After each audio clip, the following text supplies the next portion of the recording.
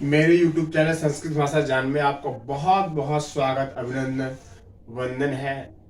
जैसा कि मैंने कहा था कि आज आपको अर्थ की दृष्टि से या रचना की दृष्टि से जो बातें बतलाई जाएंगी वो बिल्कुल आप कहीं बुक में नहीं पाएंगे। विश्लेषण आपको दिखाएंगे वाक्य का किस प्रकार से किया किया जाता है।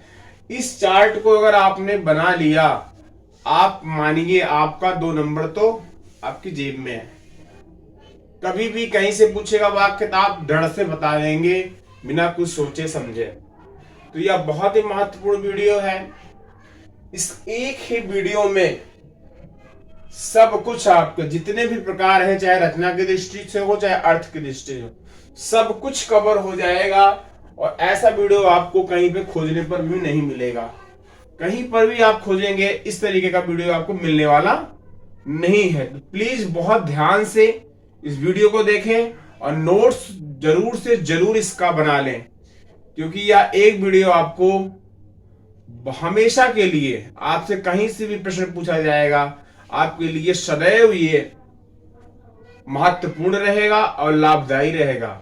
इसलिए आप जरूर से जरूर ध्यान दें इस वीडियो पर और सीखने की कोशिश करें कि आखिरकार कौन कौन सी गलतियां होती हैं जो हम वाक्य के प्रकार में करते हैं और उसको समझने में सबसे बड़ी भूल कर देते हैं। तो कृपया चलिए हम आज का वीडियो स्टार्ट करते हैं और कुछ ध्यान से जो है जानने और समझने का प्रयास करते हैं।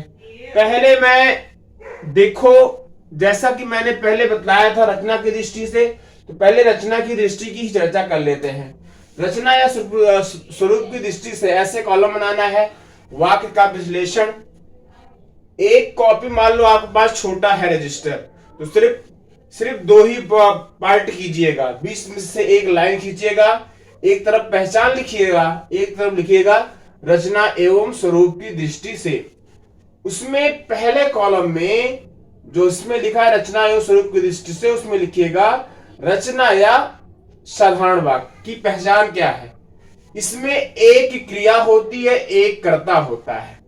एक ही क्रिया होगी, एक ही कर्ता होगा और साथ साथ में विधेय और उद्देश्य। इसी कर्ता को करने वाले को विधेय कहा जाता है और विधेय कर्ता जो कार्य करता है उसको हम उसका उद्देश्य कहते हैं। जैसे मैं बाजार जा रहा हूं तो मैं कर्ता है और बाजार जाना उसका उद्देश्य है। अगले पे आते हैं मिश्र वाक्य।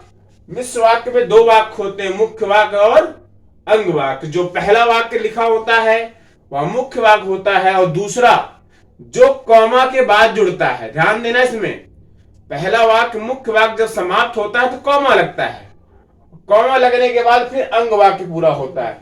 जो वो कॉमा लगता है वह किसमें लगता है, मूल रूप से वह मिश्र वाक्य में ही कॉमा का प्रयोग किया जाता है। जहां पे कॉमा का प्रयोग किया गया हो जिसे बोलते हैं अल्प विराम, जहां पर अल्प विराम का प्रयोग किया गया हो, मुख्य वाक्य एक हो एक अंग वाक्य हो, वहां पर आप पहचान जाएंगे कि यह मिश्र वाक्य ही है। अगला आता है संयुक्त वाक्य। संयुक्त वाक्य में आपने पढ़ा था 2 या 2 से अधिक सरल वाक्य होते हैं। 2 या 2 से सरल वाक्य होते हैं और प्लस उसी में मिश्र वाक्य मिल जाता है। तो 2 सरल वाक्य और मिश्र वाक्य मिलकर के संयुक्त वाक्य बनाते हैं। संयुक्त वाक्य की सबसे बड़ी पहचान क्या है कि मध्य में और आता है। जब वाक्य जुड़ते हैं तो उन वाक्यों को जोड़ने के लिए और का इस्तेमाल किया जाता है। तो जहां पर भी और आप देखते हैं संयोजक चिन्ह है ये, या संयोजक चिन्ह है किसका, संयुक्त वाक्य का, इसलिए और जहां पर है अगर तो निश्चित रूप से वह संयुक्त वाक्य हुआ करता है। चलिए, तो इसकी चर्चा हो गई। अब अर्थ की दृष्टि वाक्य भेद, ये सबसे महत्वपूर्ण, क्योंकि 10वीं के पेपर में यहां से भी आना है। तो वैसे ही कॉलम बनाएंगे अर्थ की दृष्टि से वाक्य के भेद और पहचान। बीच में एक लाइन खींच देंगे दूसरे पेज की और देखेंगे क्या है लिखा, विधिवाचक वाक्य। विधिवाचक वाक्य क्या होता है, बात या कार्य का पूर्ण बोध। किसी जैसे कि राम पढ़ने गया है, इसमें वाक्य के पूर्ण रूप से ज्ञान हो रहा है कि राम पढ़ने को गया है, तो यह बात का पूर्ण ज्ञान करा रहा है, इसलिए यहां पे विधिवाचक होगा। अब निषेधवाचक में क्या होता है? कार्य का ना होने का बोध। कोई भी कार्य रहेगा उसके पूर्ण ना होने का जिसमें अगर बोध हो रहा है तो वह निषेधवाचक है। जैसे जैसे राम ने खाना नहीं खाया होगा, तो इसमें कार्य पूरा हो रहा है? नहीं हो रहा है। तो ना शब्द ही क्या है? नकारात्मक है और वह निषेधवाचक के लिए है। तो जहां पर ना का प्रयोग हो, ना नहीं, ये इसकी पहचान है। ना हो, दिया गया हो, ना दिया गया हो, नहीं दिया गया हो, ये सब क्या है? यह नकारात्मक निषेधवाचक की पहचान है। अगला तीसरा आता है आज्ञावाचक। आज्ञावाचक में कार्य हेतु आज्ञा देना। जैसे बड़े बुजुर्ग हमसे कहते हैं पानी ले आओ, खाना ले आओ, या कोई किसी भी वस्तु को मांगते हैं, तो वहां पर क्या होता है? आज्ञावाचक।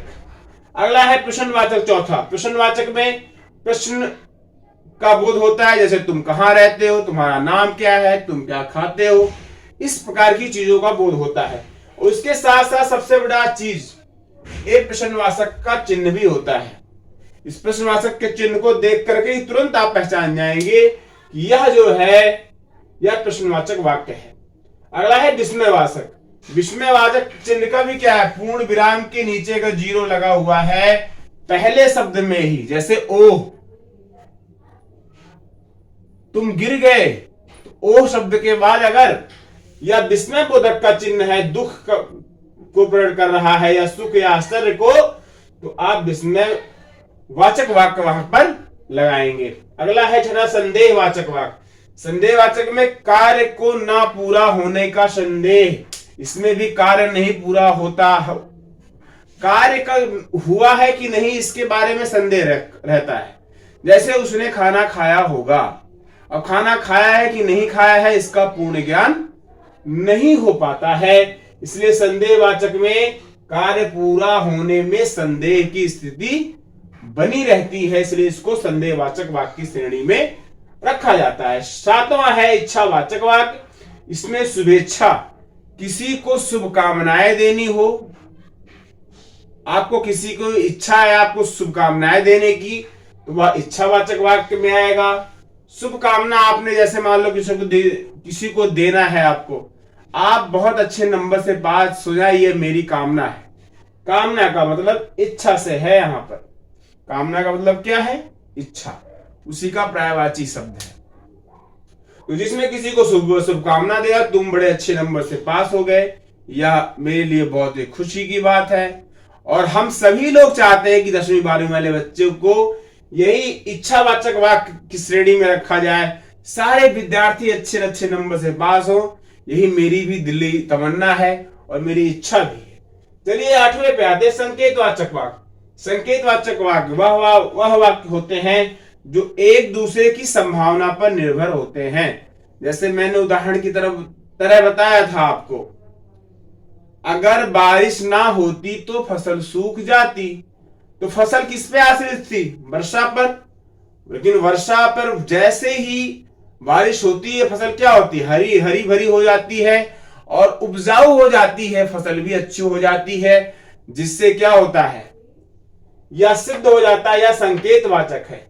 संकेतवाचक और संदेहवाचक में यही वाक्य है, कार्य पूरा होने में संदेह रहेगा, लेकिन इसमें कार्य जरूर पूरा होगा, लेकिन एक वाक्य की दूसरे वाक्य की सहायता से। अकेला वाक्य पूरा नहीं करेगा, इसमें दो रहेंगे। ठीक है, एक वाक्य दूसरे पर आश्रित रहेगा, लेकिन कार्य इसमें पूरा होता है। कार्य पूर्ण, यहां पर लिख लो, कार्य पूर्ण होगा। कार्य जो है पूर्ण होता है। और इसमें क्या है? हमेशा संदेह रहेगा। कार्य के पूरा होने में संदेह रहेगा, लेकिन इसमें एक वाक्य दूसरे वाक्य की संभावना पर रहेगा, लेकिन कार्य को पूरा जरूर करेगा। तो यह बहुत अच्छा वीडियो है, इसको प्लीज लाइक करिएगा, शेयर करिएगा। और जो नए हमारे हैं मित्र, बंधु, छात्रगणों को, अपने जो आपके मित्र हैं उनको विशेष रूप से चैनल से जोड़िएगा। आपको वीडियो अच्छा लगे तो लाइक, शेयर, सब्सक्राइब सब कुछ करिए। कमेंट करेंगे तो हमारा जोश बढ़ाने का 2 गुना हो जाएगा। और यह मैं चाहता हूं कि आप लोग जरूर से जरूर यह करें। तो आप सभी का बहुत बहुत धन्यवाद मैं करना चाहता हूं। और अब नया साल आ रहा है, नए साल में और हमें दोगुनी मेहनत के साथ, जुनून के साथ आगे बढ़ना है, नए साल का स्वागत करना है। लेकिन स्वागत के साथ साथ अभी चाइना में कोरोना भी बहुत तेजी से फैल रहा है, उसका भी ध्यान रखें, क्योंकि हम अगर स्वस्थ रहेंगे तभी किसी कार्य को कर पाएंगे। तो मैं आपसे एक कहना चाहता हूं, एक छोटा सा वाक्य है, किसी विद्वान ने कहा है, सुनिए ध्यान से, कि मेहनत वह चाबी है, मेहनत वह चाबी है जो किस्मत का दरवाजा खोल देती है। मेहनत एक ऐसी चाबी है जो किस्मत का दरवाजा खोल सकती है। तो आप भी मेहनत करें, आपकी भी किस्मत का दरवाजा जरूर से खुलेगा, आप अच्छे नंबर जरूर पाएंगे। ये मेरी दिली तमन्ना भी है और यह मैं चाहता भी हूं। तो फिर चलिए, तो सभी से आज के लिए विदाई का लेने का समय, और मैं वाणी को विराम दूंगा। सभी गुरुजनों को मेरा नमस्कार, प्रणाम, वंदन, अभिनंदन, अनुजों को प्यार, और छात्रों को विशेष रूप से मेरा स्नेह स्वीकार हो। जय हिंद, जय भारत, वंदे मातरम। बहुत बहुत धन्यवाद आप सभी का।